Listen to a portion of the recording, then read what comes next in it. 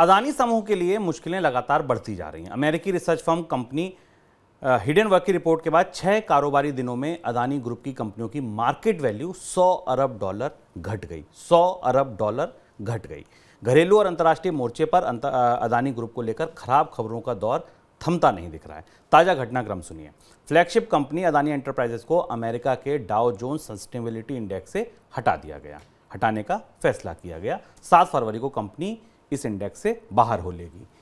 घरेलू स्तर पर भी शेयर एक्सचेंजों ने अदानी समूह की कई कंपनियों के लिए इंट्राडे ट्रेडिंग के लिए 100% मार्जिन वसूलने का निर्देश दिया है। मार्जिन वसूलने का निर्देश आप ऐसे समझिए कि अगर आप शेयर बाजार में ट्रेड करते हैं तो आपसे एक मार्जिन वैल्यू ले ली जाती है कि ठीक है, अगर आप 1000 रुपये से ट्रेडिंग करते हैं तो 10 टाइम्स लिमिट दे दी, आप 10,000 रुपये से ट्रेडिंग कर सकते हैं किसी भी शेयर में। लेकिन कहा गया कि भाई अगर आपको अदानी के शेयर खरीदने हैं या बेचने हैं तो जितने रुपए हैं पूरे देने होंगे, क्योंकि वॉलेटिलिटी बहुत ज़्यादा है, उतार चढ़ाव बहुत ज़्यादा है। सर, पहला सवाल मेरा डाउ वाले इंडेक्स को लेकर, ये इंडेक्स क्या है और इससे बाहर क्यों किया गया अदानी एंटरप्राइजेस को? ये चौंकाने वाली खबर थी। अडानी समूह के लिए आज सुबह से 3-4 चुनौतीपूर्ण और नकारात्मक खबरें आई और बाजार में आज हमने अडानी समूह के अडानी एंटरप्राइज के स्टॉक को दोपहर तक जब हम इसको रिकॉर्ड कर रहे हैं तब तक कई बार लोअर सर्किट तक जाते देखा, ट्रेडिंग को रुकते हुए देखा और सारे अडानी समूह के सारे स्टॉक जबरदस्त गिरावट के साथ ट्रेड कर रहे हैं और तेज गिरावट है और काफ़ी अडानी एंटरप्राइज का शेयर तो बुरी तरह टूटा है। और उस हिसाब से अगर आप देखें ना शुभम, तो FPO वापस लेने का फैसला सही था, क्योंकि अगर FPO होने के बाद भी ये स्थिति होती अडानी समूह की साख को और ज़्यादा बड़ा धक्का लगता। लेकिन साख को झटका लगना, धक्का लगना और चुनौती जारी है और जिसका असर हमें बाजार में दिखाई पड़ा। जो प्रमुख फैसले हैं उन पर आज चर्चा करेंगे, लेकिन सबसे महत्वपूर्ण फैसला आया सुबह डाउ जोन्स सस्टेनेबिलिटी इंडेक्स के तौर पर। डाउ जोन्स ये इंडेक्स बनाता है जिसमें दुनिया की करीब 2500 बड़ी कंपनियां, बिगेस्ट कंपनियां हैं, जो 2500 बिगेस्ट कंपनियों की करीब 10% ऐसी बड़ी कंपनियां हैं जो S&P global broad market index का हिस्सा हैं। इस हिस्से इसमें उन कंपनियों को शामिल किया जाता है जिनमें निवेश करने वाले प्राइवेट वेल्थ फंड या मैनेजर्स ये देखते हैं कि कंपनियों का कामकाज में, गवर्नेंस में पारदर्शिता है, ये पर्यावरण के प्रति संवेदनशील हैं और ये अपने कामकाज को बेहतर ढंग से ट्रांसपेरेंटली करती हैं। अडानी समूह की कंपनी इसका हिस्सा थी, लेकिन डाउ जोन्स ने हिडेनबर्ग की रिपोर्ट के बाद इससे बाहर कर दिया है और ये संकेत दिया जाता है ये संकेत दिया जाता है इस इंडेक्स में शामिल करके कि इस कंपनी पर आप भरोसा कर सकते हैं। ये इंडेक्स जो मार्केट का फ्री फ्लोट कैपिटलाइजेशन होता है उस आधार पर बनाया जाता है। तो चूंकि अडानी समूह का मार्केट कैपिटलाइजेशन बुरी तरह टूटा है, शुभम ने आपको बताया $100 बिलियन की गिरावट हुई है, तो ये स्वाभाविक सी बात है कि सूचकांक से बाहर किया जाना था। पर यह पहली घटना नहीं है शुभम, इसके बाद अब सूचकांकों से अडानी समूह के शेयरों के बाहर होने की प्रक्रिया शुरू हो सकती है कई अलग अलग जगह। यहाँ तक कि भारत में भी, भारत के प्रमुख सूचकांकों में, स्टॉक मार्केट के सूचकांकों में अडानी को रखा जाए या ना रखा जाए, इस पर अब दुविधा बढ़ती दिखाई दे रही है। पर साख के तौर पर अंतर्राष्ट्रीय स्तर पर अडानी समूह की साख को आज सुबह लगाई सबसे पहला झटका था और उसके बाद हमने बाजार में तेज गिरावट देखी अडानी के स्टॉक्स में। सर, अब घर पे आते हैं। अपने देश में भी जो इंडेक्स है नेशनल स्टॉक एक्सचेंज, उस पर 2 शेयरों पर आज वायदा बाजार में ट्रेडिंग रोक दी गई और बाकी शेयरों को अदानी समूह के ASM में डाल दिया गया। क्यों डाला गया, इसका क्या मतलब है? एडिशनल सर्विलेंस मैकेनिज्म ऐसा मैकेनिज्म होता है जिसमें कि किसी स्टॉक में ट्रेडिंग के बदले अगर कोई करना चाहता है तो उसे 100% मार्जिन की गारंटी देने पड़ती है और इससे इस प्रक्रिया के तहत रेगुलेटर उस स्टॉक में एक सीमा से अधिक सट्टेबाजी रोकने की कोशिश करते हैं या उसमें तेज उतार चढ़ाव रोकने की कोशिश करते हैं। और उससे एक्सट्रीम तो ये हुआ कि F&O सेगमेंट में एक दिन के लिए 2 स्टॉक्स रोक भी दिए गए, प्रतिबंधित भी कर दिए गए, बंद कर दिए गए।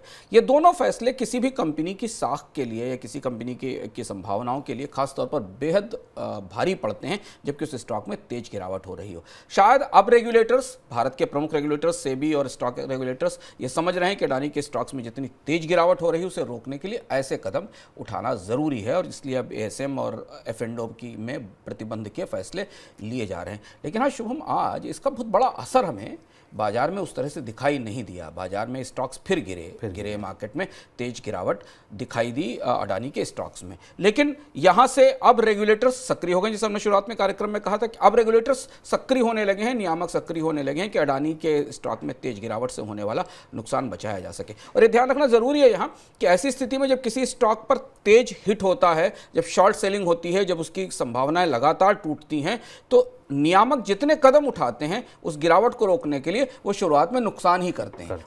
उनसे बाजार का सेंटीमेंट और कमजोर और खराब होता है, और इसलिए ये बड़ा हिट था जो दूसरी बड़ी चुनौती अडानी समूह को आज सुबह बाजार में देखने को मिली। शेयरों का हाल आज भी बुरा था। अदानी ट्रांसमिशन का शेयर 10% के लोअर सर्किट पर फंसा है। अदानी एंटरप्राइजेज अभी 15% की गिरावट के साथ कारोबार कर रहा है जब हम ये शो रिकॉर्ड कर रहे हैं। इससे पहले दिन के कारोबार में 1017 रुपए का निचला स्तर छुआ। सोचिए, 4189 रुपए का हाई बनाने वाले शेयर ने 1017 रुपए का निचला स्तर छुआ। अदानी ट्रांसमिशन 10% नीचे लोअर सर्किट पे है। Adani total gas 5% lower circuit. सारे स्टॉक्स के हाल समूह के बुरे हैं। ये हुई शेयर बाजार की बात। अब आपको ले चलते हैं बॉन्ड बाजार में। बॉन्ड बाजार की स्थिति भी बहुत ज़्यादा अच्छी नहीं है, बल्कि कहिए तो और ज़्यादा खराब है। क्रेडिट स्विस और सिटी ग्रुप की तरफ से अदानी ग्रुप के बॉन्ड खरीद बंद किए जाने के बाद ग्रुप की तरफ से जारी होने वाले बॉन्ड की यील्ड रिकॉर्ड स्तर पर पहुंच गई।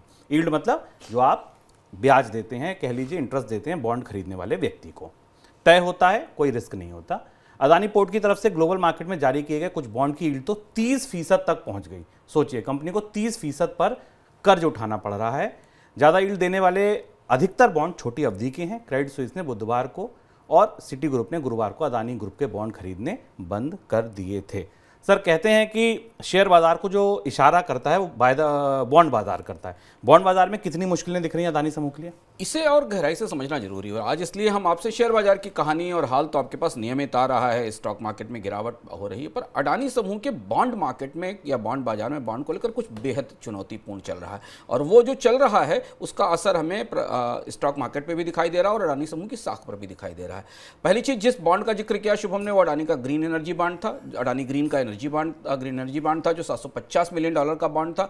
इसका कूपन रेट यानी इंटरेस्ट रेट 4.375 था। 30% की यील्ड इसके ऊपर हो गई है। इस बॉन्ड को 2024 में मैच्योर होना था। इसके अलावा भी अडानी समूह के बाकी जितने भी बॉन्ड अलग अलग लिस्टेड हैं उन सारे बॉन्ड्स की स्थिति बुरी तरह टूटी हुई है। उनकी बॉन्ड यील्ड 10%, 15% के ऊपर पहुंची हुई, और बॉन्ड के पर यील्ड बढ़ने का मतलब है कि निवेशकों का भरोसा इन बॉन्ड्स पर डगमगा रहा है। और दूसरी तरफ बैंकों ने इन सिटी ग्रुप ने और क्रेडिट स्विस ने कोलेट्रल के तौर पर इन्हें स्वीकार करने से इनकार कर दिया। अडानी पोर्ट्स का बॉन्ड जो स्पेशल इकोनॉमिक जोन्स का बॉन्ड है उसकी 30% ग्लोबल सेकेंडरी मार्केट में यील्ड चल रही है, जो कि 4.96% के कूपन रेट के ऊपर आया था। और ये यील्ड जंक बॉन्ड यील्ड से भी ऊपर है, बहुत ऊपर है। 9% की जंक बॉन्ड यील्ड है, उससे ऊपर है। ये परिस्थिति में एक और महत्वपूर्ण बात यहाँ समझना हमारे लिए ज़रूरी है कि अडानी समूह के बॉन्ड्स की जब लिस्ट देखते हैं शुभम, तो सारे के सारे bond short term maturity bonds थे। यानी जो पिछले 3-4 साल में जितने बड़े निवेश किए गए थे अडानी समूह की तरफ से, जो कैपेक्स के कार्यक्रम बनाए गए थे, जहाँ जहाँ निवेश किया गया था, उन सब के लिए 2 तरह से कर्ज की व्यवस्था की गई थी। एक कर्ज की व्यवस्था की गई थी बैंकों के जरिए और दूसरी कर्ज की व्यवस्था की गई थी बॉन्ड मार्केट के जरिए, क्योंकि सारे बॉन्ड शॉर्ट टर्म यील्ड के बॉन्ड्स हैं, शॉर्ट टर्म मैच्योरिटी के बॉन्ड्स हैं, और उन पर बड़ा दबाव दिखाई दे रहा है। हालांकि अडानी समूह ने अपने एक बॉन्ड का पेमेंट टाइम से किया है अमेरिका में साख को बेहतर करने के लिए, लेकिन बॉन्ड बाजार पर करीब से नज़र रखनी होगी, क्योंकि अब वहाँ से आने वाली चुनौती ज़्यादा बड़ी हो जाएगी। शेयर बाजार का तो किस्सा लगभग अब ढलान की तरफ बढ़ रहा है और शेयर बाजार में रिकवरी में लंबा समय लगेगा। सर क्या हालत इतनी खराब है कि 30% की यील्ड पर भी लोग बॉन्ड खरीदने को तैयार नहीं? 30% का तो मतलब आप 1000 रुपए लगाइए, 300 रुपए आपको मिल रहे हैं हर साल। 4% का की 4.5% के ब्याज के बॉन्ड पे 30% की यील्ड दिखाई दे रहे। यही वो ट्रस्ट का फैक्टर है जिस पर हमने कल चर्चा की थी कि साख का सवाल है ये। और फिर वही हम बात कह रहे हैं कि अडानी समूह की जितनी भी पिछले वर्षों की योजनाएं थी वो कर्ज पर, या तो बॉन्ड बाजार से लिए गए कर्ज पर या बैंकों के कर्ज पर केंद्रित थी, और इसलिए बॉन्ड मार्केट फाइनल फैसला देगा अडानी पर, ऐसा लगता है। अगर हम बाजार की परिस्थितियों को देखें, शेयर बाजार से ज़्यादा बॉन्ड बाजार में अब क्या होता है और बॉन्ड बाजार को कैसे संभालेंगे, क्योंकि वो कर्ज है, वहाँ तो आपको चुकाना ही है। इक्विटी में तो आपने कंपनी में हिस्सा दिया, निवेशक कुछ नहीं कर सकता अगर उसकी इक्विटी का हिस्सा गिर गया। पर जहाँ आप बाजार से कर्ज लेकर आए, जहाँ आप अपनी साख पर एक बॉन्ड प्लेज किया, उसका कर्ज तो चुकाना ही पड़ेगा, और वो जोखिम सबसे बड़ा दिखाई दे रहा है। अगले 3-4 दिनों में यहाँ से कुछ और चौंकाने वाली खबरें हमें शायद मिल सकती हैं। चलिए, आपने अमेरिका की बात सुन ली, आपने भारत की बात सुन ली, अब चलिए बांग्लादेश ने अदानी पावर के साथ बिजली खरीद के लिए हुए करार में बदलाव की मांग की है। बांग्लादेश की तरफ से बिजली की खरीद के लिए तय किए गए भाव को कम किए जाने की मांग की जा रही है। ये करार 2018 में हुआ था। बांग्लादेश ने अदानी पावर से बिजली खरीदने के लिए करार किया था। उस करार के तहत अदानी पावर झारखंड के गोड्डा पावर प्लांट से बांग्लादेश को बिजली सप्लाई कर रहा है। सर, क्या दिक्कत है, क्या मांग की जा रही है, क्यों कम कर रहा है? ये एक और नया घटनाक्रम खुला और इस घटनाक्रम के साथ हमें यह भी समझने की कोशिश मिली कि क्या सरकार अडानी समूह के साथ खड़ी होगी इस पूरे मामले में कि नहीं। हमें याद होगा कि एक बड़ा करार हुआ था जब बांग्लादेश के साथ भारत की उच्च स्तर की वार्ता हुई थी, जिसमें गोड्डा में झारखंड में एक बिजली का प्लांट है, पावर प्लांट है, जिससे बांग्लादेश को बिजली आपूर्ति की जानी थी। बांग्लादेश पिछले साल कोयले की महंगाई और डीजल की महंगाई के कारण गहरे बिजली संकट में फंस चुका है, ग्रिड बंद हो चुकी है, कारोबार बुरी तरह ठप हो चुका है। ऐसी स्थिति में भारत की तरफ से इस अनुबंध को बांग्लादेश की मदद भी माना गया था। यहाँ ये अनुबंध केवल अडानी समूह और बांग्लादेश की सरकार के बीच नहीं, बल्कि भारत सरकार भी इसमें शामिल थी। बांग्लादेश का यह कहना है कि वो इस पूरी डील को दोबारा वर्कआउट करना चाहता है, क्योंकि अडानी समूह ने जिस रेट पर बिजली देने का वादा किया है, जो अनुबंध किया है, वो $400 पर मीट्रिक टन का कोयले का रेट है, जबकि कोयले का रेट अब $250 पर मीट्रिक टन पर, और बांग्लादेश इस पूरी डील को रिवर्क करना चाहता है। ये सवाल कल सरकार के पास तक पहुंचा। विदेश मंत्रालय के प्रवक्ता से प्रश्न पूछा गया और उन्होंने इशारा किया कि सरकार इसमें कहीं शामिल नहीं है। अब ये इस डील का क्या होगा? अगर सरकार अपनी तरफ से इस रेट की गारंटी नहीं देती तो बांग्लादेश देश के साथ अडानी समूह के गोड्डा पावर प्लांट की डील रद्द होगी, क्योंकि बांग्लादेश ने स्पष्ट रूप से रेट कम करने के लिए कहा, या अडानी समूह बिजली की दरें कम करेगा। ये बेहद महत्वपूर्ण घटनाक्रम है, विकसित होता घटनाक्रम है, जिसे हम करीब से देख रहे हैं। आगे इसकी घटनाक्रम में पता चलेगा। सरकार की तरफ से कम सरकार, विदेश मंत्रालय के प्रवक्ता ने तो फिलहाल इससे अपनी दूरी, फिर हैंडल कैसे करेगी सरकार? दूरी बना, अगर सरकार ने दूरी बना ली है और बांग्लादेश की सरकार अगर अडानी समूह इस रेट पर बिजली आपूर्ति करने को तैयार नहीं होता, तो फिर ये डील तो रद्द हो ही जाएगी। ये भी एक मुश्किल है, मतलब चौतरफा मुश्किलों में घिरे अडानी।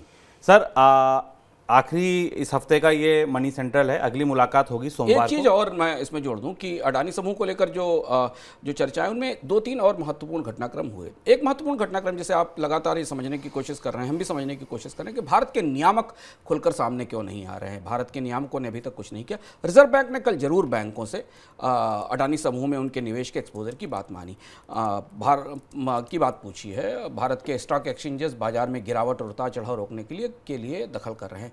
इक्रा ने अपनी एक ताजी अलार्म वार्निंग जारी की अडानी समूह को लेकर, जो महत्वपूर्ण है, जो हमारे लिए जानना जरूरी है। इक्रा ने जो अडानी समूह का पोर्टफोलियो रेट किया है, यानी जिसकी रेटिंग की है, उससे सिटी ग्रुप और क्रेडिट सुइस के फैसले के बाद वाच की लिस्ट में डाल दिया है उस पोर्टफोलियो को। और उसमें इक्रा ने क्यों डाला है? हमने आपसे शायद अपने मनी सेंट्रल के अडानी समूह की चर्चाओं में लगातार कहा था कि रेटिंग एजेंसियां करीब से इसे देख रही हैं। इक्रा का कहना यह है कि कंपनी के जो डेट फंडेड प्रोग्राम है, कैपेक्स प्रोग्राम है, जो बड़ा पूंजी निवेश कंपनी कर्ज के जरिए करने जा रही है। ध्यान रखिएगा, अडानी समूह का ज़्यादातर निवेश कर्ज से फंडेड है। जो कंपनी कर्ज के जरिए नए कार्यक्रम करने जा रही है, वो आने वाले समय में चुनौती बन सकती है। और चुनौती इसलिए बन सकते हैं कि हमने बॉन्ड बाजार का हाल आपको बताया, जहाँ से एक जगह से कर्ज आता है वहाँ बॉन्ड यील्ड्स ऊपर जा चुकी हैं। दूसरी तरफ बैंक अब नया कर्ज देंगे अडानी समूह को। ऐसी परिस्थिति में भारतीय बैंक भी, क्योंकि उनके शेयरों की जो पिटाई हो रही है अडानी के साथ बाजार में, वो भी हमें दिखाई दे रही है। तो इक्रा का ये नोट या इक्रा की एजेंसी, रेटिंग एजेंसी का यह बयान बेहद महत्वपूर्ण है और अडानी समूह को लेकर जो बाजार का खराब सेंटीमेंट है उसे और खराब करने में कंट्रीब्यूट करेगा, आगे योगदान देगा। निगाह रखिएगा अडानी समूह के कर्ज पर, अडानी समूह के कर्ज को लेकर होने वाले घटनाक्रम पर, क्योंकि कंपनी की रिकवरी की संभावनाएं सिर्फ इसी बात पर बनेंगी कि वो उसके कर्ज को लेकर डिफरेंट लेंडर्स से क्या बात शुरू करती है। जो अलग अलग लोगों ने जिन्होंने कर्ज दे रखा, चाहे वो बैंकर्स हों या बॉन्ड होल्डर्स हों, और वो क्या अडानी समूह को कोई रियायत देने को तैयार होते हैं, क्योंकि सारे के सारे बड़े कार्यक्रम, अडानी समूह के निवेश के सारे कार्यक्रम, उनका सारा कैपेक्स डेट पर केंद्रित है। और यहाँ ये भूलना ज़रूरी नहीं है कि एफपीओ जो 20,000 करोड़ का आया था, उसका एक हिस्सा इसी तरीके के कार्यक्रमों में जाना था और एक हिस्सा उसका कर्ज चुकाने के लिए जाना था। बिल्कुल।